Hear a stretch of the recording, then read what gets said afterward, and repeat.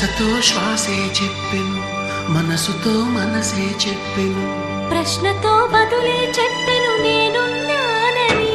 నేనున్నానని నీకేం కాదని, నిన్నటి రాతనే మార్చేస్తానని.